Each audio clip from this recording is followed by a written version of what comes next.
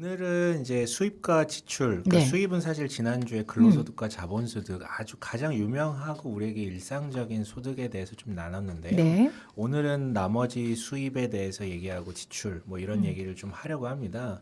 두 번째 수입에 대해서 말씀드리고 싶은 것은 인적 소득이라는 표현이에요. 인적 소득. 되게 네. 생소할 거예요. 네. 왜냐면 제가 만든 거니까. 네. 네, 하지만 저는 이게 되게 중요하다고 생각을 해서요. 네. 여러분들에게 좀 소개해드리고 싶은데요. 두 번째 수입, 즉 인적 소득이요. 이것은 바로 또 누가복음 16장에 있는 불의한 청지기의 비유를 통해 도출해 보려고 하는데요. 불의한 청지기 비유는 되게 난해해요. 그래서 모든 학자들도 여기에 대한 공통된 해석이 사실 없는 상태이고요. 네. 하지만 좀 소개해 보려고 합니다.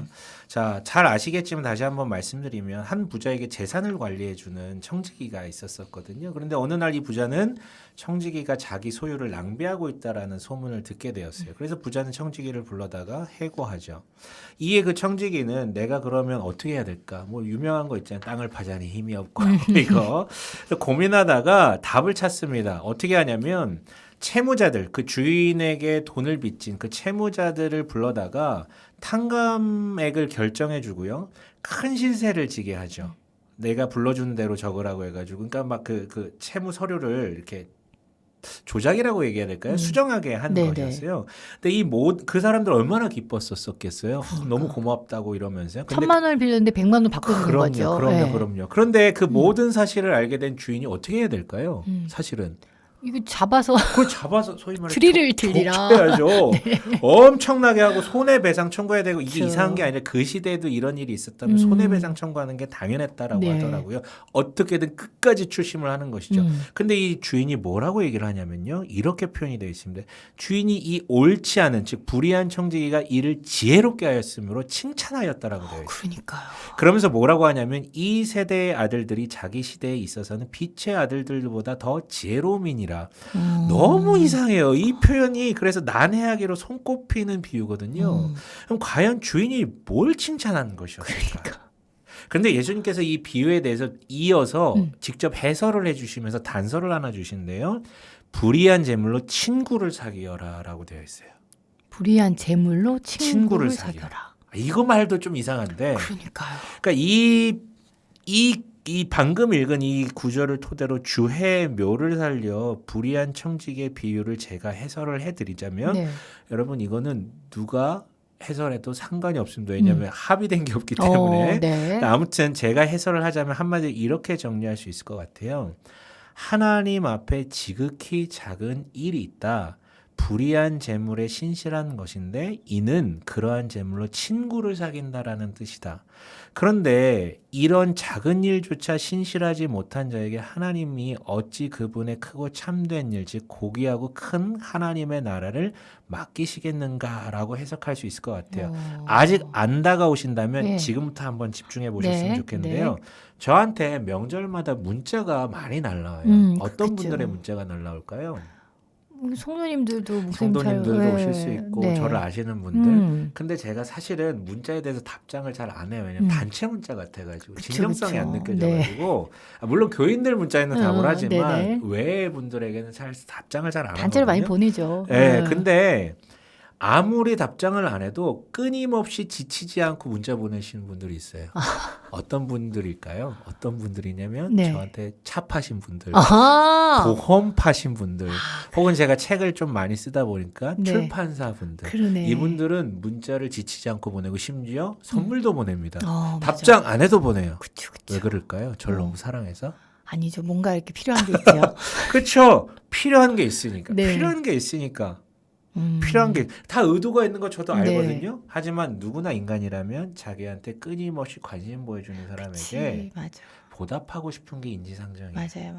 그러니까 사람은 자신에게 시간을 쓴 사람, 돈을 쓴 사람에게 심리적 부채, 즉 빚이 생긴다라는 그렇죠. 것이죠. 네. 역으로 이 말은 상대에게 심리적 부채를 안긴다면 고스란히 그것은 나의 소득으로 돌아온다는 거예요. 언젠가는 나에게 돌아온다라는 맞아. 것이죠. 네. 이게 바로 돈으로 사람을 남기는 것, 즉 지혜, 즉 인적 소득이라고 제가 명명한 것의 정체가 될 수 있을 것 같아요. 예. 그러니까 예수님께서는 이걸 지혜롭다고 칭찬하시는 거죠. 이걸 깎아줬더니 고스란히 그 사람들에게 심리적 부채로 안겨지면서 너무 감사하는 거잖아요. 야, 그쵸. 내가 너 어떻게든 나중에 잘 봐줄게. 음. 이런 것 아니겠습니까? 그러니까 한마디로 빛의 아들들이라고 불리는 사람들이 누구였을까요? 그 당시에 뭐, 경건한 사람들, 그쵸, 그쵸. 네. 교회 이 시대로 표현하면 그리스도인, 교회만 있는 사람들. 그러니까 매일 하나님 나라 이런 이야기만 하는데 예수님은 말씀하시는 거죠. 너희는 세상의 아들들, 영업하는 사람들 한번 보라고. 진짜 맞아. 사람의 마음을 얻기 위해 저 정도까지 선심 쓰지 않냐고요. 그들이 자신의 유익을 위해서 그런다고 폄하하지 말고 너희는 내가 너희에게 맡겨준 이 작은 것들로조차 아무것도 하지 않으면서 도대체 내배우는 뭐 하고 있냐 이거예요. 그들처럼 지혜로우라고요. 그러니까 이 한마디로 이 모든 이야기를 한마디로 제가 이렇게 좀 강하게 외치고 싶은데요. 조금 자극적일 수 있는데요. 돈으로 사랑하라고요. 돈으로 사랑하라고. 우리 맨날 입으로만 살아. 그러니까 입으로만 사랑하지 말고 내가 너희에게 맡겨준 너네 청직이라면서 내가 너희한테 맡겨준 너희는 이거 가지고 뭐 하고 있냐 이거죠. 내 배만 불리고 있죠. 그렇죠. 저 사람들은 자기 유익을 위해서 저렇게 섬기는데 니네 뭐 하고 있냐 이거예요. 맞아요. 그러니까 이거를 지혜롭다고 칭찬하시면서 빛의 아들들을 대조시키는 거죠. 그리고 조금 더 세게 얘기해 볼까? 이게 충격 먹으셔야 돼요.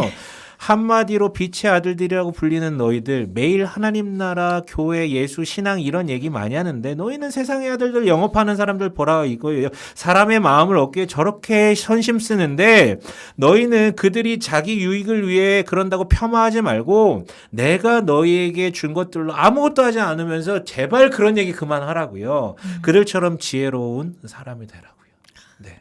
그렇다면 인적 소득을 추구할 때 필요한 덕목을 뭘까요? 한마디로 지금 계속 여기서 얘기했던 지혜예요. 왜냐하면 그 청직이 보십시오. 무엇보다 해고의 위기에서 무턱대고 수단을 찾는 게 아니라 질문하잖아요. 무엇을 해야 할까? 무턱대고 찾지 않고 무엇을 해야 될까? 나아가 물음에 답하면서 먼저 자신의 능력을 정확하게 자신의 그릇을 정확하게 인지하고 인정합니다. 나 그거 못한다. 나는 땅 파지 못한다. 힘이 없으니까. 그리고 그는 타이밍도 가늠하죠.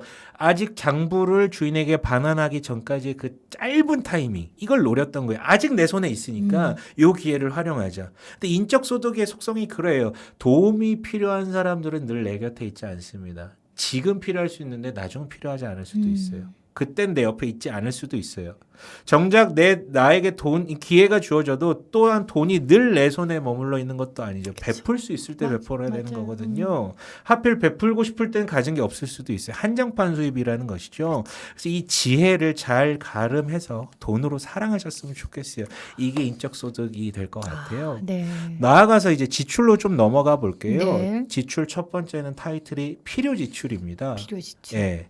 만몬이라는 단어를 썼는데요. 만몬에 잠식당한 사람들의 논리는 늘 한결같아요. 이러나 저러나 결국 돈이 많으면 행복할 것이다. 여러분 이게 사실은 우리 시대 사람들의 대부분의 논리 아닙니까? 돈 많으면 행복할 것이다. 그래서 그들의 관심은 항상 뭐냐면 얼마나 즉 수입에만 집중이 되고 수입의 양으로만 향하거든요. 그러나 이는 애초에 잘못된 자세예요. 왜냐하면 자신이 바라는 만큼 돈이 주어질 일도 없겠지만 그 정도로 돈이 많아져봤자 결국은 헛된 소비만 늘 것이기 때문에. 그리고 본질적인 질문을 던져보냐면요. 사실 사람들이 바라는 것은 돈이 많은 게 아니에요. 부자가 되고 싶다고 하지만 사실 그들이 더 바라는 것은 부자처럼 쓰고 싶은 거죠. 그렇죠. 소비를 많이 하고 싶은 그쵸. 거죠. 네. 돈을 많이 갖고 싶다는 게 아니에요. 맞아. 그 돈으로 많이 쓰고 싶다는 거죠. 그쵸. 부자처럼요. 그런데 이처럼 소비를 통해 행복감을 얻으려고 하는 이들은요. 결국 이 패턴에 잠식될수록 소비로 얻은 행복감은 의 지속기간 점점 짧아집니다. 왜냐하면 처음에는 1만 있어도 행복했는데 그쵸. 나중에는 10을 줘야지 행복하거든요. 그렇잖아요. 그래서 행복 불구제가 되거든요. 그러니까 자신의 믿음과는 달리 소비를 통해 행복감을 진작시키려고 하는 것은 결국 자신을 불행하게 만듭니다. 그래서 사람의 정체성이 어디 있냐면요. 수입이 있는 게 아니라 지출. 그중에서도 얼마를 쓸 수 있느냐가 아니라 어떻게 사용할 것인가에 따라서 그 사람의 정체성이 규정됩니다. 그래서 주목하고 싶은 것은 부자와 나사로의 비유에 대해서 좀 소개해드리고 싶어요. 부자에 대한 소개말은 이렇죠. 딱 한 문장 나와 있어요. 그가 자색 옷과 고운 베옷을 입고 날마다 호화롭게 즐기더라. 즉 그 당시에 가장 비싼 옷, 가장 비싼 속옷 입고 날마다 잔치하면서 즐겼다라는 거예요. 엄청 호화로운 소비를 했다라는 게 그에 대한 유일한 해설이거든요. 반면 나사로는 심플해요. 거지였다고요. 근데 아마도 어떤 병이나 부상으로 움직이기 어려운 상태였는데 그를 불쌍히 여겼던 마을 사람들이 자기들은 도와줄 수 없으니까 유일하게 그를 도울 수 있는 부자네 집 앞에 데려다 놨던 것 같아요. 긍휼히 여김을 받게끔요. 하지만 결과는 참혹했죠. 부자는 외면했고 결국 나사로는 죽게 됩니다. 여기서 질문을 던지자면요. 부자는 잘못한 게 있을까요? 부자는요? 이 질문에 대답해야 돼요. 부자는 잘못한 게 있을까요? 잘못했죠. 잘못했나요? 네. 일반적 상식적 기준으로. 어, 자기 집 앞에 있는데 예. 내가 피해를 끼쳤나요? 아, 그렇죠. 그건 아니죠. 아니잖아요. 네. 우리 집 가족도 아니에요. 저 사람하고 채무 관계도 아니에요. 내가 은혜를 입었던 것도 아니에요. 저 의무가 사람이. 있는 사람은 아니죠. 아니죠. 그래서 사실 우리 시대에 이 질문을 던졌을 때 답하기가 애매해져요. 그렇죠. 여기에 대해서 불이하다? 법적 책임을 묻겠다? 그건 할 수가 아닌데. 없어요. 도의적인 그리고 우리 책임. 그렇죠. 우리 시대에는요. 누군가에게 피해 준 것도 아니고 자기 돈을 가지고 자기를 위해서 악한 짓을 한 것도 아니잖아요. 누가 뭐라 할 수 있을까요? 아마도 이렇게 생각하는 사람이 많을 거예요. 내 돈 가지고 내가 쓴다는데 그리고 누구한테 피해 준 것도 아닌데 왜 이래라 저래라. 요즘에 그런 말 많이 하죠. 그렇죠. 네. 그러나 예수님이 비유를 통해 전하시는 메시지는 분명하거든요. 그렇게 살아가는 이들이 바로 만몬에 사로잡힌 사람들의 전형이라고. 하나님 나라에 들어갈 수 없는 사람들이라고. 실제로 하나님 나라에 들어가지 못하잖아요. 이 비유 속의 부자가요. 그런데 이 비유 보다 보면 의문이 들어요. 악과 고통에 대한 문제. 그렇잖아요. 나사로는 좋은 자였잖아요. 하나님 사랑하는 자였거든요. 근데 아무것도 못 누려요. 물론 이제 하나님 나라 갔다고 하지만 아니 그건 나중 얘기잖아. 이 땅에서 좀 누렸으면 이 땅에서 좋겠다. 좀 누려야 되는 거 아닌가? 아유, 너무 괴롭잖아요. 맞아요. 하나님 왜 그를 구하지 않으셨나요? 이거 사실 이런 질문이 들 수밖에 없거든요. 네. 근데 절대 아니야. 하나님은 이미 율법을 주셨어요. 율법에 근간하면요 그 사람 그렇게 괴로워하지 않아도 돼요. 왜냐면 그렇게 아플 때 율법대로라면 구해줘야 되거든요. 먹여줘야 되거든요. 그 이스라엘에 그런 사람이 있으면 안 되거든요. 그렇지. 없거든요. 맞아. 구제하는 법이 분명히 있었고요. 또 하나님은요. 또 그냥 두지 않으셨어요. 공동체를 주셨어요.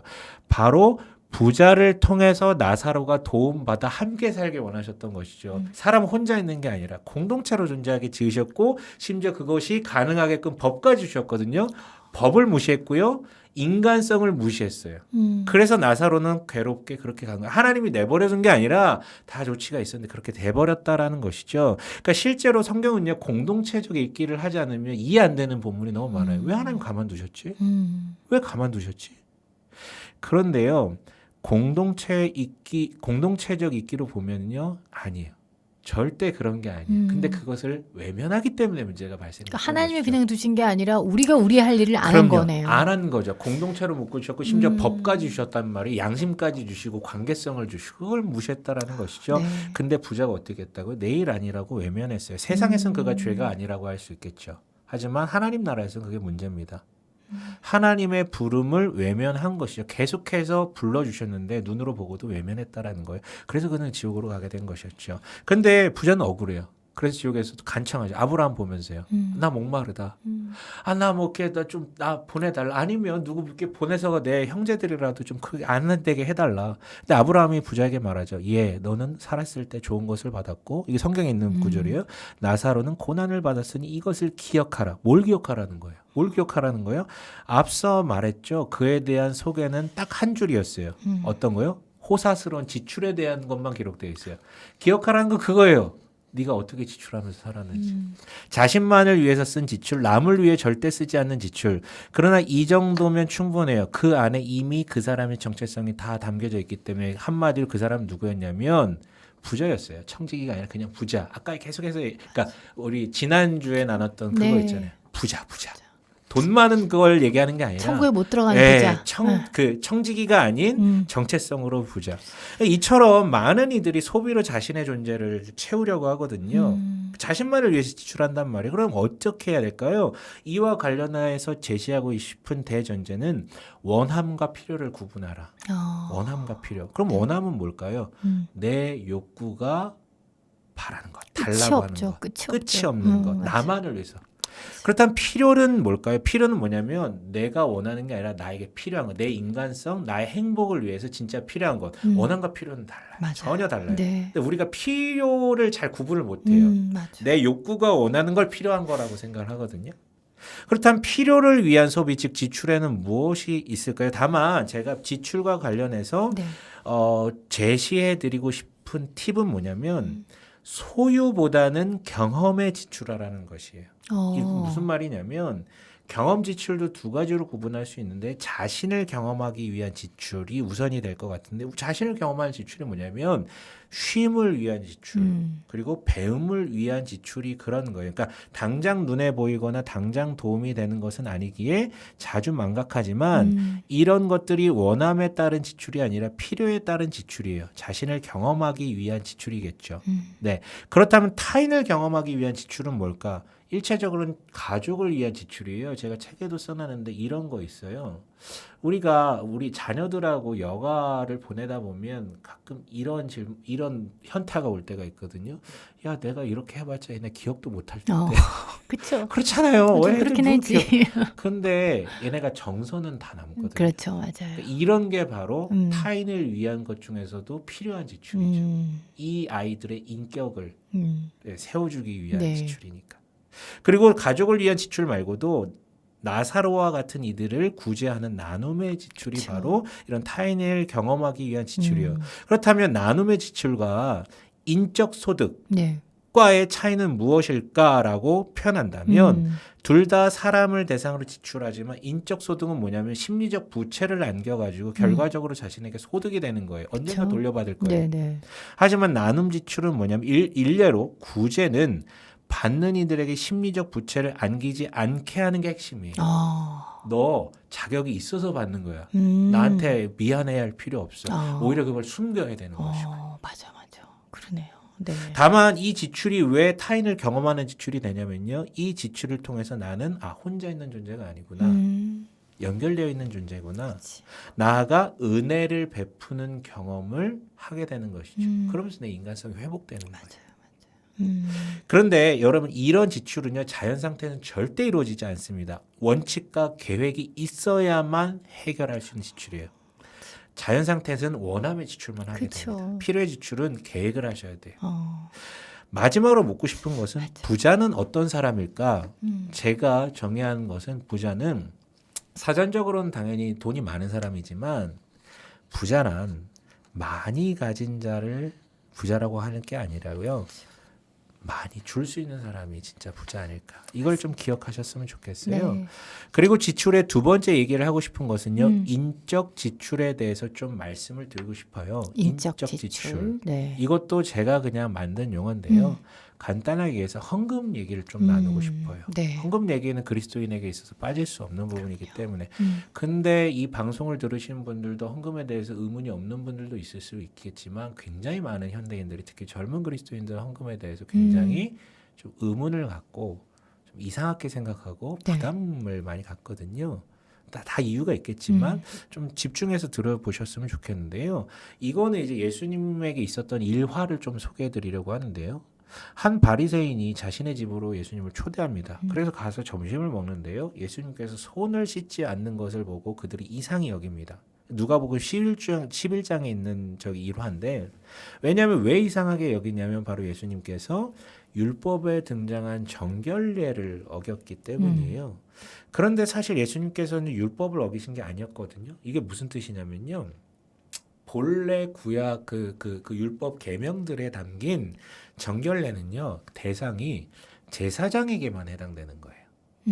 예수님이 사실 이 시대의 제사장은 아니었잖아요. 그쵸? 그러면 네. 어긴 게 아니잖아요. 그럼 이 사람들은 왜 어겼다고 생각하고 분노하고 이상하게 여겼을까요? 결론은 뭐냐면 율법의 정결례는 제사장에게만 해당되는데 그 율법이 주어진 게 예수님 시기로부터 이미 또 2000년 전이었었잖아요. 지금 우리 기준으로 하면 거의 4000년 전이고요. 그러니까 벌써 2000년이 흐른 거예요. 율법을 잘 지키고자 하는 열망을 가진 사람들이 열심히 특심이 되어가지고 거기에 계속 주석을 달기 시작했어요. 이 율법은 이렇게 지키는 게 잘 지키는 것이다. 이게 하나님의 뜻이다. 근데 이 주석이 한 명만 달았으면 모르겠는데 2000년이 흘렀잖아요. 주석을 달았는데 또 거기에 또 주석을 달. 계속해서 주석이 많이 달라지게 된 것이죠. 그래서 2000년이 흐른 예수님 당시에는 원래는 제사장에게만 한정됐던 이 법이 의로운 유대인들이라면 네. 경건한 유대인들이라면 이렇게 해야만 한다라고 일반화가 돼버렸어요. 소위 전통을 만든 그렇죠. 거죠. 예. 전통이 경건하다면 거룩하다면 이렇게 해야만 한다. 이거 안 하면 경건하지 못한 거다. 아. 거룩하지 못한 거다. 이렇게 돼버린 거예요. 네, 이상한 거죠. 근데 그게 당시에는 상식이었다라는 것이죠. 그래서 예수님께서 정결례를 어겼다라고 생각하면서 흘겨보고 분노하는 것이었어요. 근데 이 예수님께서는 이 비난을 빌미로 율법을 주신 그 원래의 의미를 지키기는커녕 거기에 덕지덕지 주석을 붙여서 무리한 법칙을 강요하고 그것을 지키지 못한 이들을 이런 식으로 흘겨보고 정죄하는 그 당대의 바리새적 율법주의적 형태에 대해 분노하고 잇따라서 누가복음 11장 이 본문을 보시면서 잇따라 한 3번을 연이어서 화이슬진저하면서 분노하면서 막 토로하시거든요. 네. 화이슬진저 이런 자들에게 화이슬진저. 그런데 그 3번의 화이슬진저 중에서 두 번째 그 가운데에 이런 표현이 있어요. 뭐냐면 화이슬진저 너희 바리새인이여 너희가 박하와 운향과 모든 채소의 11조는 들이되 공의와 하나님께 대한 사랑은 버리는도다. 그러나 이것도 행하고 저것도 버리지 말아야 할지니라라는 구절이 있어요. 네. 좀 이상해요. 뭐냐면 화이슬진저 3파트가 나오는데 첫 번째, 세 번째는 그냥 비판만 하세요. 네. 화이슬진저.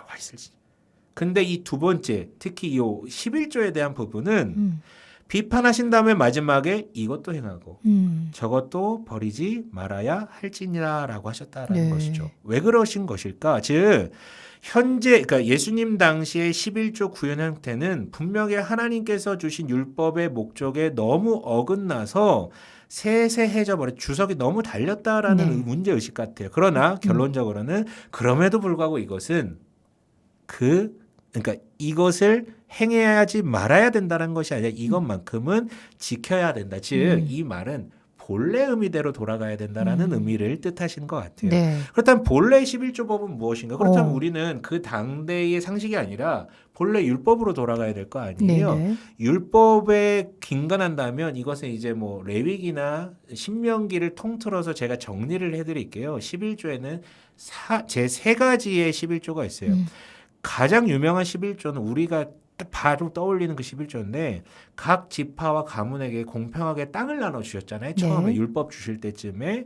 그리고 공평하게 배분된 토지에서 나온 소출의 10분의 1을 드리고 그 10분의 1을 가지고 어떻게 쓰라고 하냐면 성전 운용을 점담하는 사람들 있잖아요. 네. 지금으로 따지자면 목사님들이나 이런 사역자들 사역자들. 이 레위인의 생계 비용으로 쓰라고 하셨는데 이게 바로 제1의 11조라고 얘기할 수 있어요. 제2의 11조는 역시나 토지 소산의 10분의 1을 드리는데 사용차가 달라요. 앞에 것은 레위인들 즉 네. 사역자들을 위해 드린다면 요 11조를 가지고는 뭘 하냐면 11조를 드린 사람의 가족들까지 그리고 주변 사람들까지 다 참여하여 공동체적 식사를 하는 용도로 사용했어요. 마지막으로 제3의 11조는 특이하게도 3년에 한 번씩 드리는 건데요. 이스라엘 그 땅 안에 있지만 배를 골기 쉬었던 사람들 있잖아요. 그 앞에서 유명한 사람 말씀하셨던, 고아와 과부와 나그네들 네. 이 사람들을 위해서 사용되는 거였어요.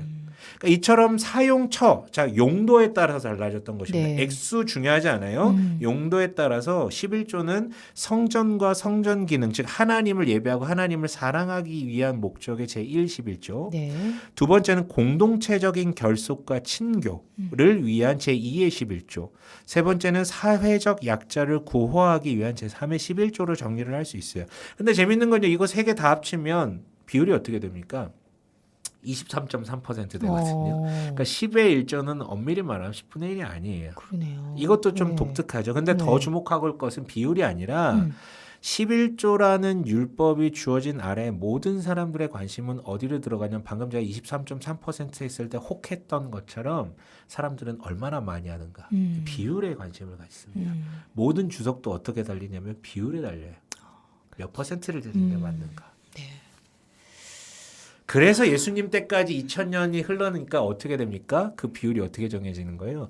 박하와 운향의 모든 채소의 11조. 그러니까 애들 그 슈퍼마켓 가가지고 그 추파춥스 사 먹는 것까지 다 집했죠. 다 해야 된다. 그 비율 얼마나 여기에 이제 주목하는 거예요. 원래의 그 뜻은 율법을 주셨을 때 목적인데 목적인데요. 어디에 쓰느냐, 누구를 위해 쓰느냐인데 음. 얼마를 드리느냐 이 비율과 액수에 주목이 된 것이죠. 맞아. 그래서 네.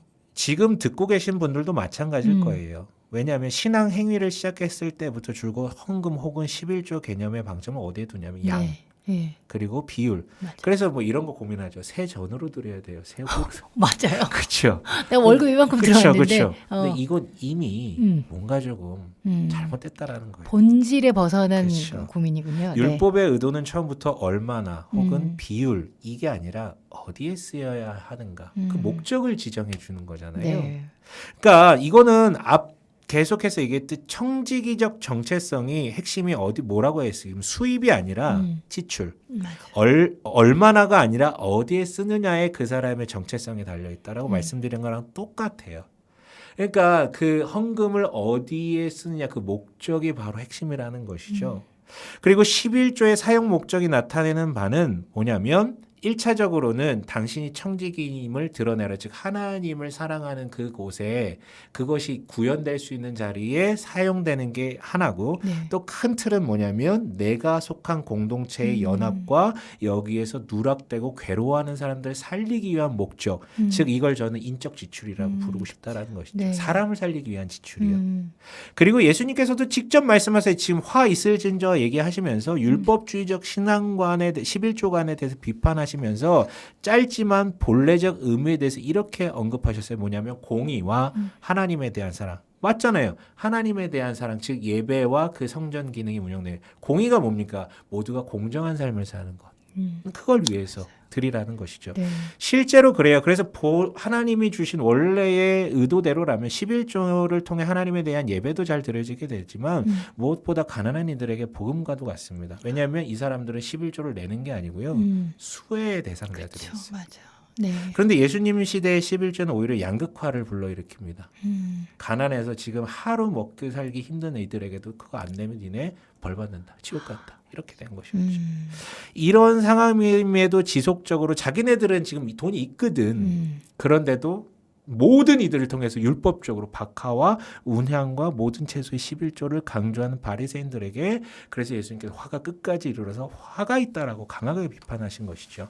그러나 우리는 놓쳐서는 안 된 게 그럼에도 불구하고 이것도 행하고 저것도 버리지 말아야 할 것이다. 이걸 기억해야 됩니다. 그렇다면 네. 우리 시대에 어떻게 해야 될까요? 간단해요. 11조는 이어가야 되는 법입니다. 다만 우리가 이어가야 될 것은 형식이 아니라 의도, 즉 내용이라는 것이죠. 공의와 사랑을 위해 써야 한다. 즉 얼마를 쓰느냐가 아니라 얼마를 내느냐가 아니라 이걸 가지고 어디에 어떻게 쓰냐. 이건 교회의 책임인 거예요.